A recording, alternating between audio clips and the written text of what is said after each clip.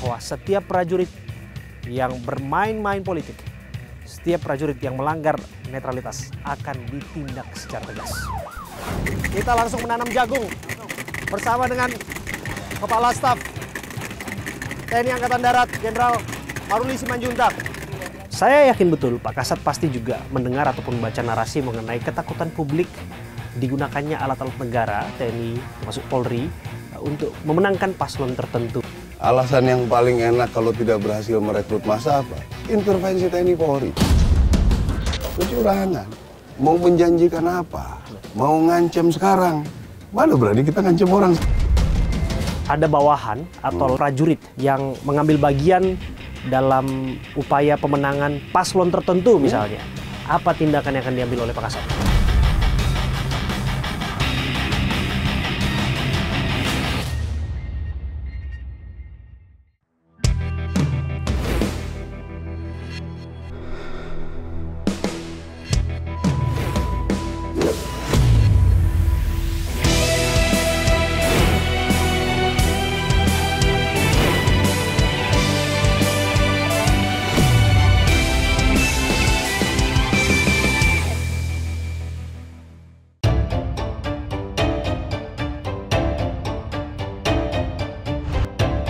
Komisi Pemilihan Umum akan menyelenggarakan debat keempat Pilpres 2024 Minggu 21 Januari 2024. Debat yang jadi debat kedua bagi calon wakil presiden itu akan membahas topik energi, sumber daya alam, pangan pajak karbon, lingkungan hidup, agraria, dan masyarakat adat dan desa.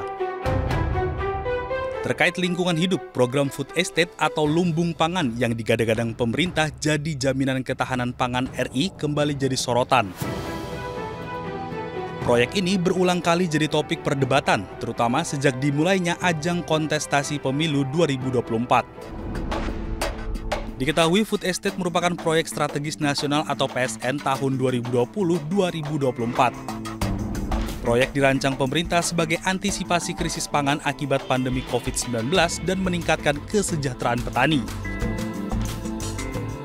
Dalam pelaksanaannya, proyek food estate akan melibatkan sejumlah kementerian dan untuk 2024 akan menguras anggaran lebih dari 100 triliun rupiah. Kepala Staf TNI Angkatan Darat Jenderal Maruli Simanjuntak diperhadapkan pada sejumlah tantangan besar ini. Apalagi tantangan ini harus diembannya di tahun politik, tahun 2024. Saya Abraham Silaban, saya hadir di Kecamatan Cimas, Kabupaten Sukabumi, Jawa Barat, akan mewawancari beliau secara mendalam dan komprehensif mengenai upaya-upaya yang dilakukannya dalam mengemban jabatannya sebagai Kepala Staf TNI Angkatan Darat mengatasi berbagai ancaman ketahanan pangan, ancaman stunting, krisis air bersih, dan lain sebagainya, termasuk saya akan mendalami bagaimana upaya beliau untuk memastikan TNI Polri netral di tahun pemilu, tahun 2024. Di Desa Ciemas, Kabupaten Sukabumi inilah TNI Angkatan Darat memanfaatkan lahan tidur milik PT PN seluas 980 hektar untuk dijadikan proyek food estate. Di sini, masyarakat bersama TNI Angkatan Darat menanami palawija, hortikultura, padi, dan tanaman buah hingga mengembangkan peternakan sapi dan ayam. Dengan adanya program food estate ini, ke depan kesejahteraan masyarakat dapat meningkat dan gizi masyarakat terjaga dengan baik. Ini luar biasa ya Jenderal ya. Ini memang sebagai proyek ketahanan pangan yang memang harus terus dijalankan oleh Kepala Staf TNI Angkatan Darat Jenderal Maruli Simanjuntak. Ya, jadi awalnya ini sebenarnya kita mau buat pilot project. Oke. Jadi kita mulai dengan mencoba koordinasi kanan kiri ini. Ini kita hampir 1,5 tahun ini baru bisa berjalan. Sekarang sudah mulai terlihat lah. Mudah-mudahan ini bisa jadi pilot project untuk seluruh daerah. Sekarang kita mau lihat peternakan ya, Pak. Silakan Pak.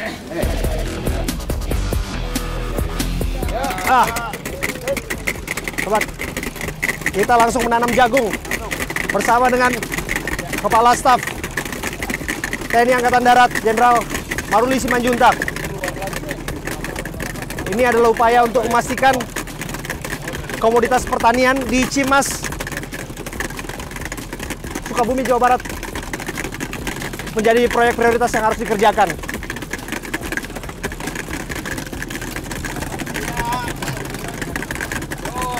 Oke. Aduh.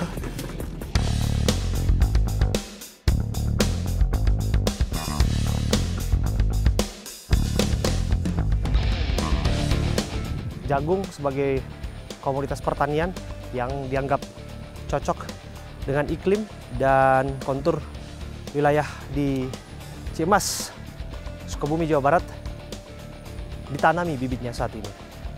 Dan kita coba tanya kepada warga ya, barangkali bisa memberikan kepada kita respon tanggapan mengenai proyek ketahanan pangan yang sedang berjalan saat ini.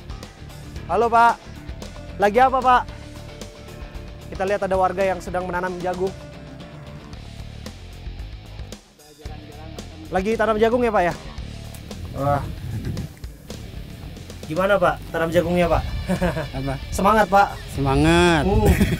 Tapi senang lah ya Pak sekarang ya Pak? Senang. Senang Pak? Iya. Kalau tidak senang nggak kerja. Iya. Tapi jagung ini sendiri memang komoditas pertanian yang jadi unggulan di sini ya, Pak? Iya. Jagung semua di sini Pak? Iya.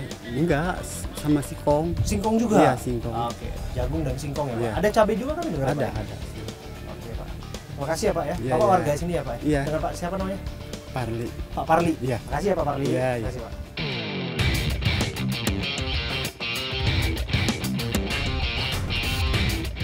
Embung geomembran ya Pak. Ini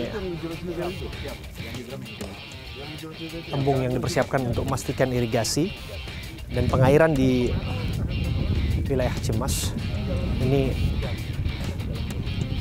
berjalan dengan baik sehingga memastikan bahwa tanaman-tanaman, produk-produk pertanian di sini tidak kekurangan air.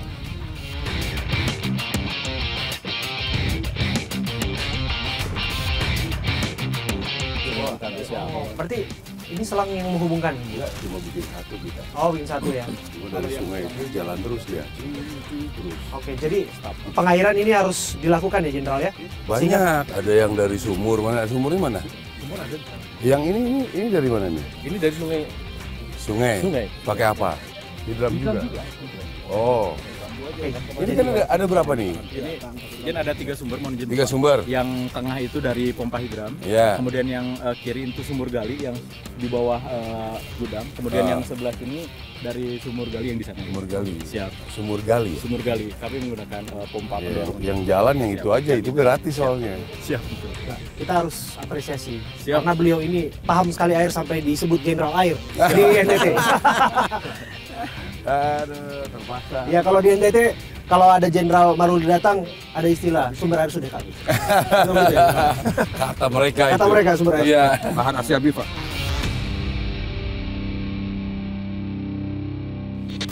Kalau bicara soal ancaman ketahanan pangan Jenderal ya, pasti ada kaitannya kemudian kita bicara stunting di sana. Ya. Kebutuhan gizi anak dan lain sebagainya. Karena bicara soal pasokan kan di sana ya Jenderal. Menurut Jenderal, mengapa begitu penting seorang prajurit melakukan tugasnya dan perannya mengambil bagian di dalam proyek ketahanan pangan ini dan utamanya untuk kemudian menciptakan masa depan Indonesia yang lebih baik, spesifik ya, mengentaskan urusan stunting, Jenderal.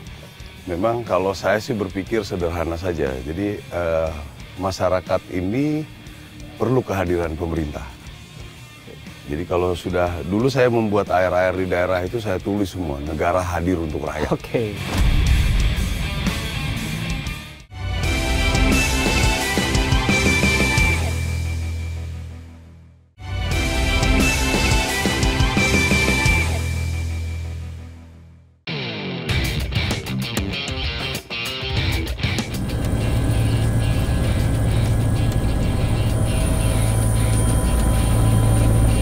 Saya akan mewawancarai Kepala Staf TNI Angkatan Darat, Jenderal Maruli Simanjuntak. Terima kasih sudah menerima kami. Jenderal, Pak Kasat, sehat Pak Kasat? Sehat, sehat. Ya, kita melihat betapa seriusnya kemudian prajurit untuk memastikan tantangan ancaman ketahanan pangan itu bisa diatasi. Dan di titik lokasi kita tadi bersama-sama di sana, ada berbagai persiapan, ada berbagai upaya yang sudah dilakukan, termasuk upaya penanaman dan penghijauan lain sebagainya. Bisa Jenderal sedikit cerita soal ini? Ya, sebetulnya ini kebetulan daerah latihan Kostrad waktu itu di sini. Oke. Kami punya lahan sekitar 700 hektar di sini. Saya kira saya punya anggota di sini, kita cobalah untuk membuat hal-hal yang untuk mendukung program pemerintah untuk ketahanan pangan. Dalam proses perjalanan itu saya ada ketemu orang PTPN 8 yang punya lahan di sini yang ditawarkan untuk kita kerjakan untuk ketahanan pangan. Gitu.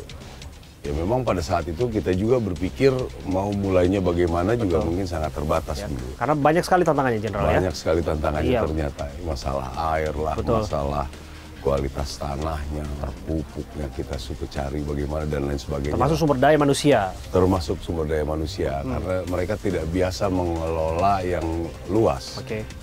Itulah jadi kita mulai dengan segala macam dinamika.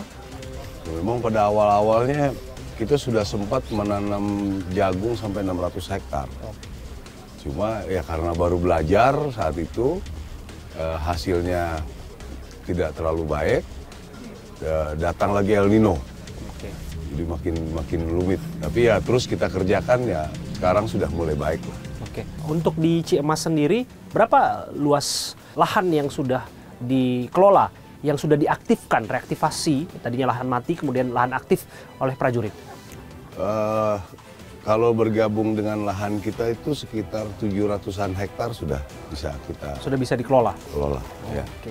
Komoditas apa saja, Jenderal? Karena kita tadi lihat kan ada komoditas jagung, kemudian juga ada singkong dan hortikultura ya. Kelihatannya memang itu yang diutamakan di sini, Jenderal ya. Ya, memang kita prioritasnya maunya pajale ya. Oke. Padi jagung kedelai. Ya, tapi kita lebih dominan di sini jagung. Kalau sawahnya yang airnya mengalir terus ya ada sekitar 150 hektar lah. 150 hektar. Nah, tapi karena kemarin El Nino, makanya kami berpindah ke singkong. Kita punya singkong 200-an hektar, target 300 lah sekarang ini. Nah, sekarang kalau sudah musim hujan lagi, kita mulai lagi, target kita 200-an hektar jagung. Bicara titik air, Jenderal, tadi kita lihat ada bendungan juga yang sudah dibangun ya, Jenderal ya. Saya sih nggak kaget kalau misalnya bendungan dan irigasi ini dibangun itu dalam komandonya Jenderal. Karena Jenderal ini disebut Jenderal Air. Kalau di NTT, kalau Pak Maruli sudah datang, disebutnya sumber air sudah dekat, begitu ya kira-kira. Nah, bagaimana kemudian Pak Maruli cerita mengenai air menjadi satu hal yang sangat esensial bagi publik, lahan pertanian, bukan hanya irigasinya, tapi juga sebagai sumber penghidupan? Ya, memang perjalanan kami di tentara kan sering latihan di daerah-daerah, daerah terpencil segala macam, dan memang air bersih tidak ada, dan juga mereka untuk bertani itu tidak ada air. Disitulah saya mulai, waktu saya dan Rem itu mulai bendung air, saya mulai jalankan. Waktu berjalan saya sudah mulai banyak akses, saya mulai buka air bersih. Nah, ternyata ya itu sejalan lah, memanfaatkan air itu selain air bersih juga jadi untuk pertanian. Nah, kebetulan kita sekarang yang tadi saya sampaikan sudah punya banyak teman-teman. Kita bisa komunikasi dengan Kementerian Pertanian, Kementerian PUPR untuk membuat bendung-bendung, embung-embung semua itu. Nah, kami menawarkan untuk diswakelola dengan masyarakat. Jadi kalau diswakelola dengan masyarakat, upah juga akan di situ. Masyarakat yang mengerjakan juga merasa bahwa ini untuk kehidupan mereka. Betul. Partisipasi berarti. Jadi mereka itu betul-betul mengerjakannya dengan baik. Dan syukur ya kita sudah mendapatkan penilaian baik dari sekitar berapa belas yang kita buat. Semua program ini bisa berjalan baik. Mudah-mudahan ini tahun ini kita akan lebih gencar lagi di berbagai daerah. Nah, kalau bicara soal ancaman ketahanan pangan, Jenderal ya, pasti ada kaitannya kemudian kita bicara stunting di sana, Ya. kebutuhan gizi anak dan lain sebagainya. Karena bicara soal pasokan kan di sana ya Jenderal. Menurut Jenderal, mengapa begitu penting seorang prajurit melakukan tugasnya dan perannya mengambil bagian di dalam proyek ketahanan pangan ini, dan utamanya untuk kemudian menciptakan masa depan Indonesia yang lebih baik, spesifik ya, mengentaskan urusan stunting, Jenderal? Memang kalau saya sih berpikir sederhana saja. Jadi masyarakat ini perlu kehadiran pemerintah. Jadi kalau sudah, dulu saya membuat AR-AR di daerah itu saya tulis semua, negara hadir untuk rakyat. Oke. Ya. Nah dengan adanya itu, dia merasa bahwa oh saya punya negara. Betul. Itulah yang akan kita ciptakan, terus kita kasih penyampaian tentang bernegara, yang akhirnya muncul jiwa nasionalis. Itu. Nah di bidang kemiliteran, sebenarnya sampai sekarang kan kita menganut sistem total war, ya, perlawanan rakyat semesta. Ya. Itu perlawanan rakyat semesta, sampai sekarang konsep itu masih kita pegang. Sehingga nanti kalau kita bertempur, kita akan bertempur bersama dengan masyarakat. Gitu. Sehingga kita harus menciptakan lumbung-lumbung pangan dan juga masyarakat-masyarakat yang berjiwa nasionalis. Saya pikir ini sangat-sangat jadi dasar kita untuk mempertahankan negara. Oke. Jadi nggak bisa dinafikan peran prajurit di sana ya, Jenderal? Ya, prajurit yang memimpin mereka nanti. Prajurit yang memimpin masyarakat sehingga bisa membuat perlawanannya itu bisa berlarut terus, tidak bisa dikuasai oleh musuh dalam suatu waktu. Dan itu perang berlarut ini juga kita kan sudah ada pengalaman lah, yang seperti perbandingan Ukraine dengan Rusia. Betul. Itu 1 tahun lebih, perbandingan persenjataannya 1:20 sekian.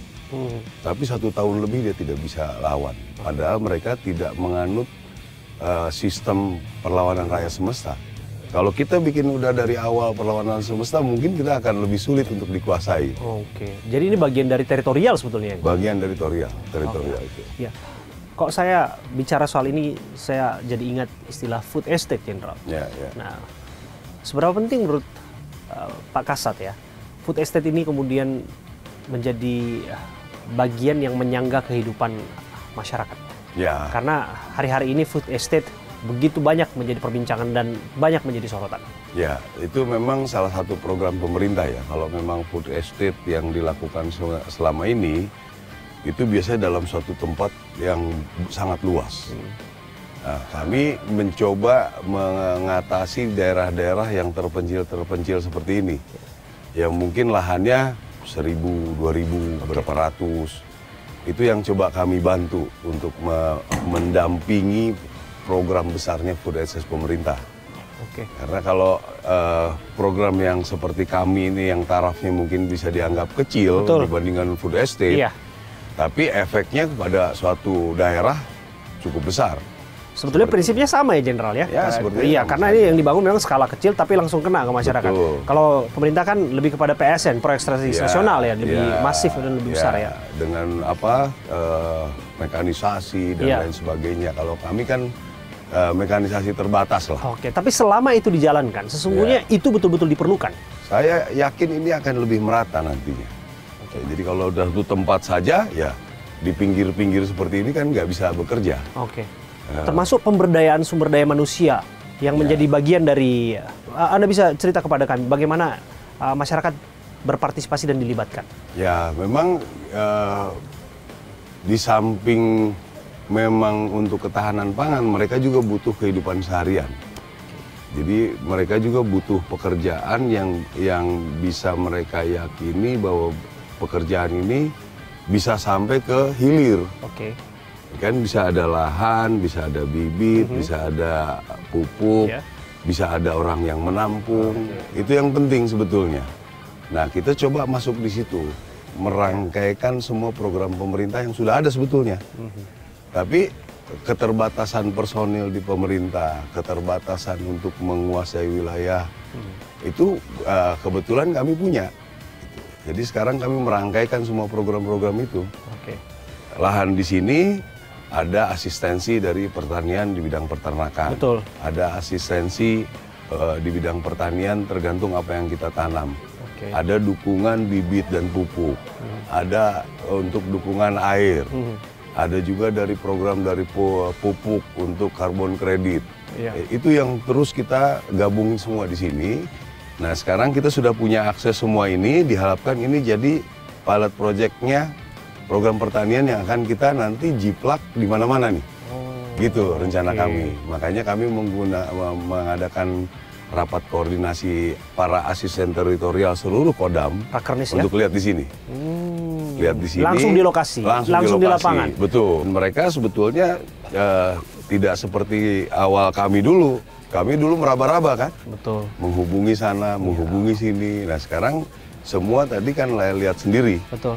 Bahwa dari pertanian hadir, dari KKP hadir, dari pupuk Kaltim hadir, pupuk Indonesia hadir, dari para pengusaha sapi ini hadir semua di sini. Pak Kasat, saya harus bergeser isu ini Pak Kasat, karena tantangan yang dihadapi oleh Pak Kasat dalam jabatan sebagai Kepala Staf TNI Angkatan Darat hari-hari ini tidak mudah. Kalau tadi disebutkan ancaman ketahanan pangan di tengah tantangan iklim yang saat ini memang berubah-ubah gitu ya. Ini juga bicara soal iklim politik yang hari-hari memanas, Pak Kasat. Iya. Pak Kasat pernah bayangkan tidak ada dalam posisi yang saat ini. Pak Kasat barangkali bisa cerita mengenai menjadi seorang Kasat di tahun politik. Andai kata kemudian ada bawahan atau prajurit yang menyimpang dari arahan Pak Kasat, yang mengambil bagian dalam upaya pemenangan paslon tertentu misalnya, melanggar batas-batas yang sudah ditentukan dan lain sebagainya. Apa tindakan yang akan diambil oleh Pak Kasat?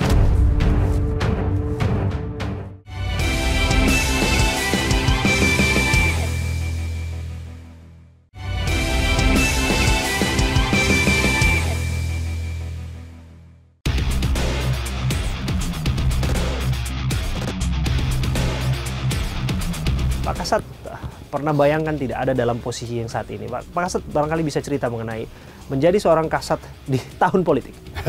Ya kalau saya sih pribadi yang penting kerja profesional, saya nggak takut ya. Kalau misalnya kita punya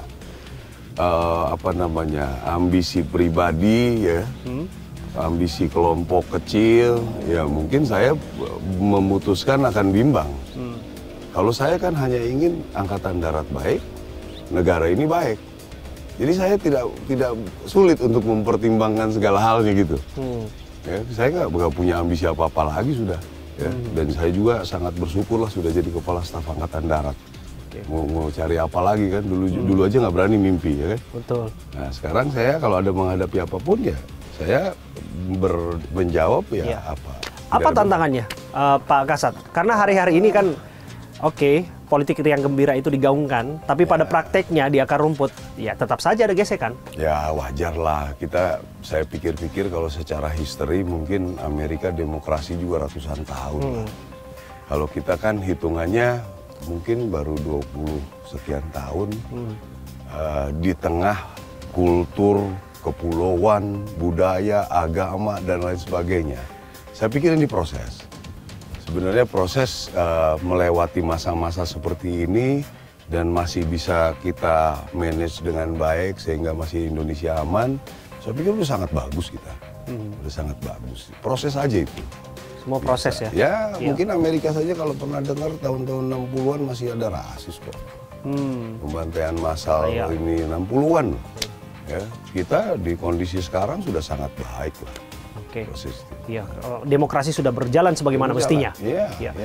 Tapi bicara soal gesekan di akar rumput, Pak Kasat, ya belum lama ini kan terjadi gesekan antara prajurit dengan relawan di Boyolali, Pak Kasat, dan sudah ditindak kalau saya tidak salah ada 6 oknum prajurit disangka menganiaya relawan.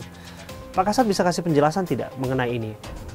Ya, saya kan ngerti lah di lapangan bagaimana anak-anak muda gitu, karena perjalanan panjang saya itu juga letnan itu di batalion di kampung-kampung segala macam. Jadi saya sudah sampaikan kemarin bahwa kejadian-kejadian seperti ini dilihatlah prosesnya, janganlah itu dilihat di situ saja. dan juga anak-anak muda itu ya emosi-emosi lah. Saya juga ngerti lah anak-anak motor, saya tahu anak-anak motor di Bandung zaman-zaman dulu mungkin ya kira-kira begitulah. Knalpot brong juga ngerti lah ya, knalpot bising itu. Teman-teman main saya juga anak-anak motor kalau di Bandung masih ada semua itu. Jadi ya jangan terlalu inilah, mungkin ada beberapa orang yang ya saya juga menyadari ya pada saat itu terjadi seperti itu mungkin ada yang emosi, merasa dia harus melindungi orang, itu hal yang wajar lah semua. Cuma saya kemarin mau memperjelas aja, udah kan nggak ada masalah juga, kemarin kan sudah saya jelaskan nggak ada masalah kok, nggak ada ini. Oke, bahwa sudah ditindak tegas para oknum pelaku, tapi yang masih menjadi cerita ketika kemudian Pak Kasat menyampaikan dalam satu forum bahwa diduga dalam kendali alkohol ada beberapa kelompok relawan yang dimaksud dan mengitari sampai 8 kali. Tapi apa yang disampaikan Pak Kasat justru dibantah oleh korban ataupun relawan yang bersangkutan yang mengatakan bahwa mereka tidak ada dalam kendali alkohol dan juga mereka merasa tidak memanas-manasi. Bagaimana? Ya namanya orang ya yang bicaranya itu ikut naik motor apa enggak? Yang bicaranya ikut nongkrong sama anak-anak apa enggak? Kan belum tentu mereka di situ juga. Jadi kalau dia yang dengar ceritanya duduk di tempat AC dapat laporan, sedangkan anggota saya kan jelas-jelas di situ dengan mereka, ya kan masyarakat yang bisa ditanya dengan mereka. Ya. Jadi ya saya bilang udahlah kalau dalam kondisi-kondisi seperti ini, justru kita meredam apa yang sudah terjadi itu supaya lebih tenang kita pilpres ini gitu. Bukannya malah dinyala-nyalakan supaya masyarakat akhirnya jadi sanksi terhadap penyelenggaraan. Nah, mudah-mudahan orang-orang ini hanya untuk emosi sesaat saja.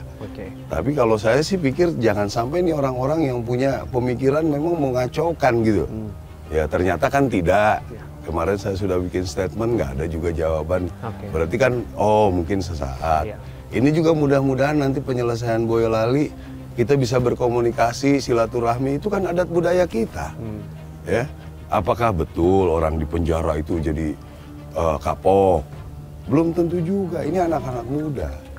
Kalau misalnya nanti suatu saat dari kelompok sesana, damai aja yuk, ngobrol yuk, baik-baik. Anak-anak ini nanti kita gabungkan nih, anak-anak muda tentara dengan anak-anak motor, mau bikin kreasi apa, itu. Kan bisa saja, nggak ada masalah itu di proses-proses itu.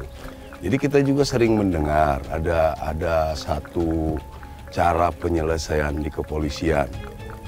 Kalau ada pengaduan, ya kan, didamaikan dulu gitu loh, bukan langsung busidang gitu ya. Tapi karena kemarin situasi lagi politik ya saya bilang udahlah biar tenang dulu. Kan sebaiknya didamaikan lah. Ya, gitu. Demi keadilan kepada korban, tidakkah kemudian memang proses hukum harus dikedepankan? Masalahnya kan si orang-orang ini apakah memang menuntutmu di penjara apa enggak? Kita lihat aja. Ya, jangan nanti sekarang kalau misalnya nih keluarganya tiba-tiba datang nih ya, langsung curiga semua, apalagi intervensi lagi, pengancaman lagi. Ini orang-orang nih ngerti di bawah apa enggak? Ngerti kultur Indonesia apa enggak? Sedangkan tadi restorasi justice polisi sering didengung-dengungkan kan. Ya kan kita tidak menutup kemungkinan di daerah-daerah itu. Sekarang mereka hidup bersama nanti berapa ratus tahun ke depan kan di situ. Ya, jangan orang-orang yang dari Jakarta yang ribut gitu. Nggak ngerti apa-apa itu ribut-ribut ya kan. Karena sesungguhnya ada kearifan lokal yang jangan-jangan bisa jadi solusi sebetulnya. Di mana-mana di Indonesia masalah tersebut. Ini, ya kan?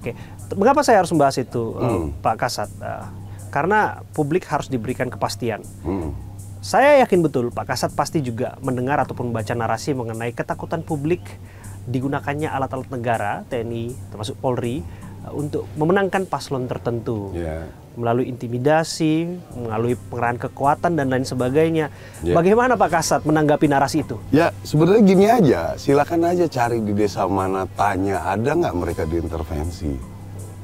Jangan ini ngarang-ngarang saya bilang orang di pusat ngarang-ngarang. Nanti ada laporan dari bawah, kita nggak bisa menang gara-gara diintervensi. Laporan itu diterima semua. Cek dong di lapangannya, betul nggak ada intervensinya? Ada tidak buktinya? Iya. Ini kan kadang-kadang saya kan udah ngerti-ngerti tentang Pilpres ini. Beberapa kali saya dengan beliau jaga di Pas Pampres. Alasan yang paling enak kalau tidak berhasil merekrut massa apa? Intervensi TNI Polri. Kecurangan. Kecurangan. Ya. Tapi nggak pernah mau dikontrol bilangnya. Yang pusat bilangnya mendata saja. Ya. Belum tentu ada yang terjadi. Mungkin orang-orang mereka sendiri yang melaporkan. Ya. Untuk excuse yang paling enak kan itu. Saya ngerti-ngerti dikit lah tentang begitu. Gitu. Jadi Pak Kasat ingin menegaskan bahwa TNI dalam hal ini Angkatan Darat netral. Sekarang saya bilang saya nggak punya pilihan. Mau pilihan apa lagi saya? Mau bikin kayak begitu merintahin. Pada prakteknya juga TNI kan memang tidak bisa berpolitik. Ya itu bisa politik. Pak Kasat. Iya. Kami kan mau masyarakat yang memilih presiden, ya kan? Presiden menunjuk saya melalui Panglima TNI. Ya kan siapapun presiden, siapa yang terbaik ya silakan dipilih gitu kan. Nggak usah dibikin ini, saya nggak pusing juga gitu. Andai kata kemudian ada bawahan atau prajurit yang menyimpang dari arahan Pak Kasat, yang mengambil bagian dalam upaya pemenangan paslon tertentu misalnya, melanggar batas-batas yang sudah ditentukan dan lain sebagainya, apa tindakan yang akan diambil oleh Pak Kasat? Udah jelas, pasti dia dipanggil, non-job minimal. Udah pasti, ya ada bukti. Ya kan ada beberapa kejadian, mungkin saya nggak bisa share di sini, yang kita panggil langsung, non-job, kita periksa. Kita periksa, sudah ada yang jalan. Ya, sudah ada yang berjalan, itu diperiksa seperti itu. Jadi nanti yang ke depan saya pikir tentara-tentara juga tidak mau menggamblingkan, nggak konyol-konyol seperti itulah. Untuk bisa campaign jelas-jelas, apalagi zaman sekarang. Foto, laporan, ya. Kita menghadapi isu orang aja sekarang udah begini sekarang dibilang tentara ikut-ikutan. Betul. Tapi sudah memetakan setidaknya Jenderal ya, potensi kerawanan daerah-daerah yang dianggap zona merah dan lain sebagainya ini diberikan perhatian khusus di tahun pemilu? Kalau di bidang itunya, saya pikir masyarakat sudah cukup belajar lah. Jadi keributan-keributan seperti itu mudah-mudahan tidak ada. Walaupun ya mungkin secara teori kalau jumlahnya tipis-tipis berpotensi, ya itu teori-teori konflik lah. Betul. Tapi kalau secara umum saya coba jalan kemana-mana, mereka sudah mulai mengerti apa sih sebenarnya yang diperjuangkan. Masyarakat sudah cerdas begitu ya? Udah mulailah, ya udah mulailah mengerti. Sekarang kan kita mengalami masa yang kemarin, masa terutama periode yang kemarin lah ya. Kita tahu ada yang cukup polarisasi. Polarisasi. Sekarang sudah tidak terlalu lah. Ya, sudah tidak terlalu kalau menurut saya sih. Politik sebagai suatu percakapan itu sah-sah saja. Karena itu adalah bagian dari demokrasi. Tapi pada bagiannya, alat-alat negara berada pada relnya. Itu yang ingin disimpulkan oleh Pak Kasat. Harus. Dan masyarakat diberikan keluasaan dan kebebasan, kemerdekaan untuk menentukan pilihannya.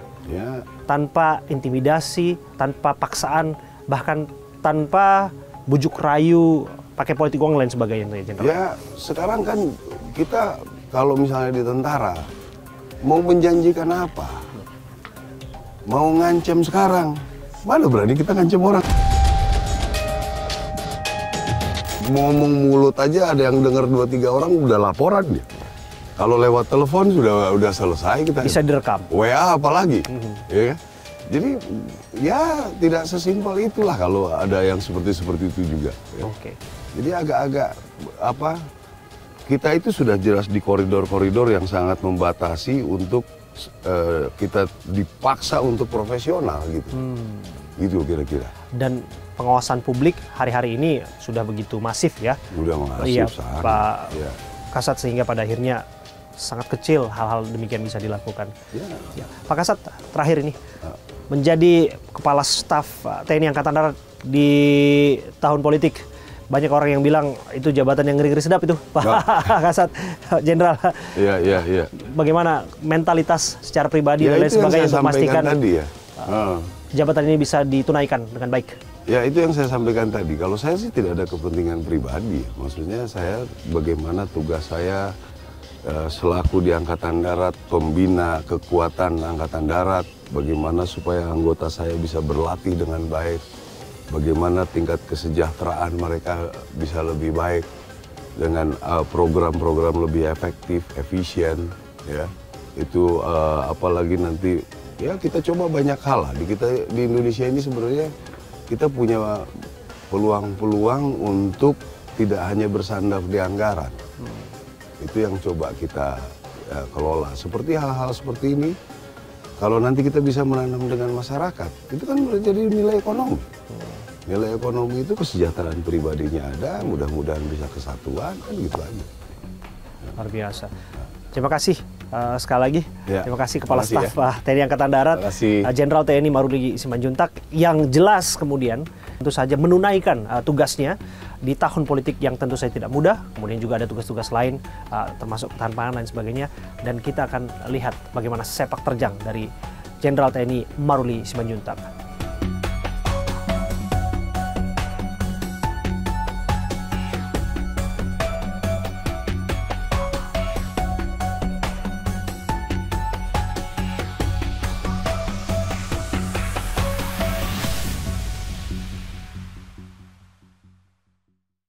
Apakah Mas Hasto meragukan netralitas dari alat-alat negara, TNI Polri, dalam menjaga garda kesatuan Republik Indonesia dalam pesta demokrasi 5 tahunan? Itu hanya oknum. Itu hanya oknum.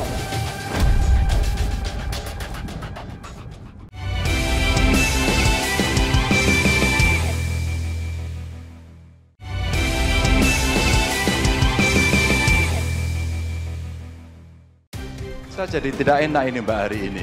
Mohon maaf. Pemilu sudah di depan mata, namun nampaknya masih saja terjadi dugaan pelanggaran yang dilakukan oleh sejumlah pihak. 30 Desember 2023, penganiayaan oleh oknum TNI terjadi di Boyolali terhadap relawan Capres-Cawapres nomor urut 3 Ganjar Pranowo Mahfud MD. Kami pun berkesempatan mewawancarai korban yang masih menjalani perawatan di RSUD Pandang Arang. Pak Andono, kami ingin tahu Pak, versi Bapak, apa sebetulnya yang terjadi waktu itu Pak? Ketika saya pulang dari acara sosialisasi Pak Ganjar, saya di acara di lampu merah, saya dihampiri oleh 2 orang Pak. Hampir 2 orang, lalu saya dipukulin di lampu merah itu tersebut, lalu saya dimasukkan ke pos penjagaan Pak. Sempat dibawa ke pos penjagaan? Dibawa ke pos penjagaan. Oke. Di dalam saya disuruh buka baju. Terus di dalam pos penjagaan tersebut saya sempat dipukulin juga Pak. Oke. Di area kepala, badan. Tunggu dulu, sampai di sana alasannya waktu itu apa sampai dibawa ke pos penjagaan Pak? Nggak ada dialog apa-apa Pak. Ditarik aja begitu? Iya, langsung ditarik dimasukkan ke pos penjagaan tersebut. Bapak sempat tanya? Nggak sempat tanya saya Pak. Oke. Dipukulin terus.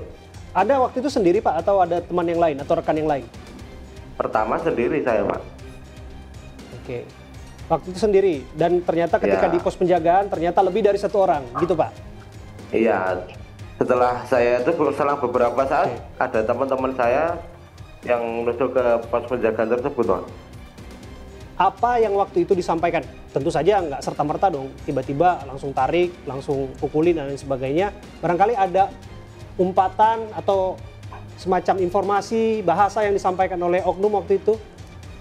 Nggak ada kata-kata apapun Pak. Oh. Oke. Kalau waktu itu, ini Pak, informasinya kan simpang siur, tapi kami harus juga pastikan. Apakah Anda salah satu pengendara sepeda motor yang menggunakan knalpot bising? Iya. Tapi posisi di lampu merah itu saya nggak geber-geber knalpot saya Pak. Oke. Dan posisi lampu merah itu berdekatan ya? Dengan berdekatan. Markas TNI waktu itu? Iya, berdekatan Pak. Oke. Dan waktu itu ada peringatan nggak ke teman-teman Bapak supaya nggak bising, supaya nggak geber-geber sepeda motor gitu? Nggak ada peringatan apapun, nggak ada kata-kata apapun, Pak. Oke. Oke. Pak, kami juga ingin pastikan, Pak, waktu itu kan Bapak keadaan terluka dan saat ini kan sudah keadaannya semakin pulih. Ya. Waktu itu luka-luka di bagian mana aja, Pak? Oh, yang paling memar di bagian kepala, Pak. Di bagian kepala sama gigi kan copot satu, sama muka. Mengenai kemudian berkampanye iring-iringan dengan menggunakan knalpot bising, knalpot brong istilahnya ya. Apakah itu memang sudah awam, sudah sering dilakukan di sana oleh Anda bersama dengan rekan Anda? Kalau sering sih belum, Pak, tapi sudah dari dulu emang gitu di sini, Pak. Oke. Jadi itu semacam sudah kebiasaan oleh Ya, warga di sudah sana. kebiasaan. Setiap Sudah kali ada kebiasaan masa warga. kampanye selalu ada iring-iringan sepeda motor begitu. Iya, Pak. Dan kebanyakan itu menggunakan knalpot bising. Kebanyakan menggunakan knalpot brong itu, Pak.